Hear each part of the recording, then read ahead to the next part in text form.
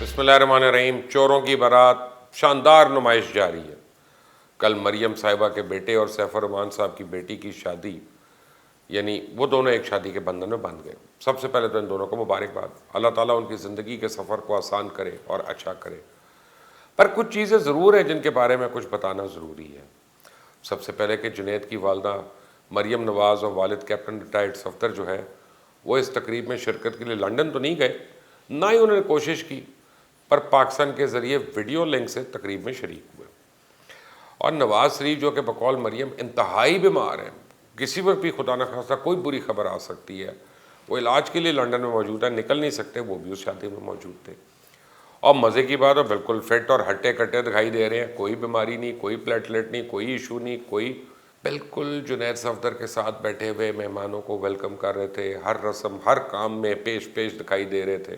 تو کل جو میں نے دیکھا وہ ایک بہت ہی اہم سوال ہر پاکستانی کی جانب سے اٹھایا جا رہا ہے کہ عید ہو، بیماری ہو، شادی ہو، غرض کوئی بھی اہم کام ہو، یہ شریف فیملی لنڈن میں کیوں کرتی ہے؟ یہ صرف حکمرانی کرنے کے لیے کیوں پاکستان آتے ہیں؟ جو سب کچھ کرنا ہی لنڈن میں ہوتا ہے۔ تو اب شادی کے موقع پہ ہوٹل کے باہر ایک احتجاج بھی ہوا جس میں نون لیگ اور پی ٹی آئی کے ورکرز میں ہاتھا پائی بھی ہوئی۔ جنید صفدر کے نکاح کی تقریب لنڈن کے لینسبرو ہوٹل میں ہوئی، برطانیہ کے مہنگے ترین ہوٹلز میں سے ہے۔ اس پر تو میں تفصیلی ویڈیو پہلے کر چکا ہوں ایک، لیکن پھر جو تصویریں سامنے آئیں ان میں دلہن نے جو عروسی جوڑا پہنا وہ بھی انتہائی مہنگا، بلکہ مہنگا ترین اور بھارتی ڈریس ڈیزائنرز کا خاص طور پہ تیار کردہ تھا، یعنی بھارت کے مقبول و معروف ڈیزائنر سبیاساشی ان کا تیار کردہ وہ برائڈل ڈریس تھا۔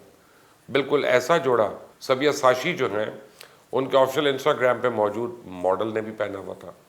اب بھارتی ویب سائٹ ویڈ می گڈ کے مطابق سبیاساشی جو ہیں وہ عروسی لباس کی قیمت کا آغاز کم از کم 6 لاکھ روپے سے ہوتا ہے، جبکہ کام کی نفاست اور انداز کے مطابق اس قیمت میں اضافہ ہوتا رہتا ہے۔ دیپیکا پڈونے، نیہا کاکڑ، انوشکا شرما، سب کے ویڈنگ ڈریسز انہوں نے تیار کیے تھے۔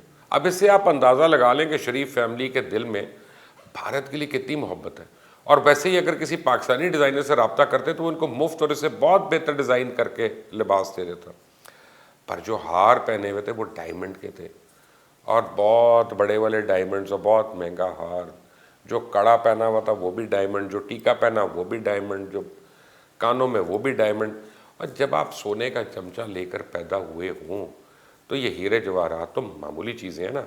ویسے بھی نواز شریف کی دولت کا صحیح تخمینہ لگانا کوئی آسان کام تو نہیں، اور اوپر سے سیف الرحمان صاحب بھی احتساب بیورو کے چیئرمین رہے، کو مذاق ہے؟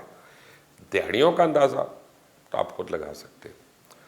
ابھی تو کرونا چل رہا ہے، برطانیہ میں ذرا سختی ہے، ورنہ آپ دیکھتے ہیں انہوں نے مودی کیا بالی ووڈ کے ستاروں کی لائن لگا دینی تھی میاں صاحب نے۔ اب میں دلہن کو اور دولہا کو تو میں صرف دعا دے سکتا ہوں کہ اللہ تعالیٰ ان کے نصیب اچھے کرے، لیکن شاید عائشہ صاحب بھی ذرا سنجیدہ دکھائی دے رہی تھی۔ تصویروں میں دیکھا جا سکتا ہے کہ رکھ رکھاؤ اور پیسہ دکھائی دے رہا تھا کل اس شادی میں۔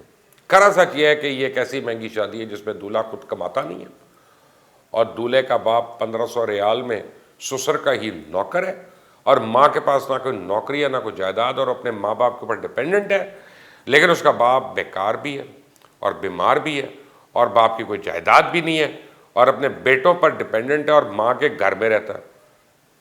یار کون لوگ ہو تسی یار؟ مزے کی بات یہ بھی ہے کہ کسی بھی ایسے شخص کو نہیں بلایا گیا جو دن رات ٹیلی ویژن پہ ان کا دفاع کرتے ہوئے روز ذلیل ہوتے ہیں۔ جو کارکنان ہیں وہ خود ہی باہر بنگڑے ڈال کے چلتے بنے، کسی نے کسی کو منہ لگانا نہیں، کچھ نہیں۔ میں اس لیے کہنے پہ مجبور ہوں کہ شادی ایک ایسے شخص کے نواسے کی تھی جو 3 باری اس بدقسمت ملک کا وزیر اعظم رہا، جس نے کوئی موقع نہیں چھوڑا کہ اس ملک کو لوٹا جائے، جس نے ملک کی معیشت ہی نہیں، مودی کو اپنے گھر بلا کر اس ملک کی نظریاتی سرحدوں کو بھی نقصان پہنچانے کی کوشش کی۔ ناظرین، کل یہ ان لوگوں کے بچوں کی شادی تھی جنہوں نے اس ملک دونوں ہاتھوں سے لوٹا۔ یہ اربوں نہیں خربوں پتی ہیں، اور مجھے کہنے دیں یہ سب آرام کا پیسہ، اور آپ کو پتہ ہے کہ میں صحیح بات کر رہا ہوں۔ انہوں نے سیاست اور خدمت کرنے کے نام پہ اس سادہ لو عوام کو 3 دہائیوں سے بیوقوف بنایا ہوا ہے۔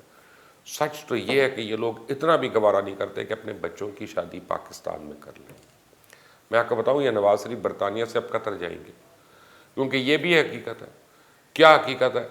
کہ اگر ان کا ویزا نہیں ایکسٹینڈ ہوتا، اگر برطانوی حکومت ان کو کہتی ہے کہ نہیں جی ہم آپ کا پاسپورٹ کینسل ہو چکا, ویزا نہیں ایکسپٹ. تو ان کا اصل میں تو پورٹ آف ایمبارکیشن جو ہے وہ تو دوحہ ہے.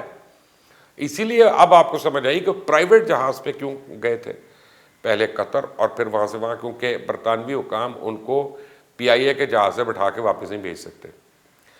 پرائیویٹ جہاز پہ قطر سے ہو کے لنڈن گئے تھے, اور جنید کی سیف الرحمان کی بیٹی سے شادی کے بعد اب قریبی رشتہ داری ہو گئی, تو وہاں آنا جانا کون سا مسئلہ. اور یہ حالت ہے کہ اس عوام پہ حکمرانی کی خواہش رکھنے والی لیڈرشپ عنقریب آپ دیکھیں کہ لنڈن میں پلا بڑا یہ لڑکا جنید اور سیف الرحمان کی بیٹی اب ہمارے سروں پر حکومت کرنے کے لیے نازل ہوں گے. بائی دا وے وہ بچی خود سے ایک انٹرویو میں کہہ چکی ہے کہ پالیٹکس میں آنا چاہتی ہے. مریم بی بی کا دوسرا داماد پالیٹکس میں آ چکا, بیٹا بھی پالیٹکس میں آ رہا ہے. خوب زندہ باد شیر شیر کے نعرے لگیں گے. ان کے گھر کا کون سا بندہ ہے جو سیاست میں نہیں آتا؟ یہی ان کا اصل کاروبار ہے, لوگوں کو بے وقوف بنانا. یہ پارٹی نہیں ہے, یہ ایک پرائیویٹ لمیٹڈ کمپنی ہے جس کی بھاگ دوڑ نواز شریف کے ہاتھ میں ہے. اور اس پارٹی میں کبھی کوئی ورکر, کوئی اور لیڈر نہیں بن سکتا.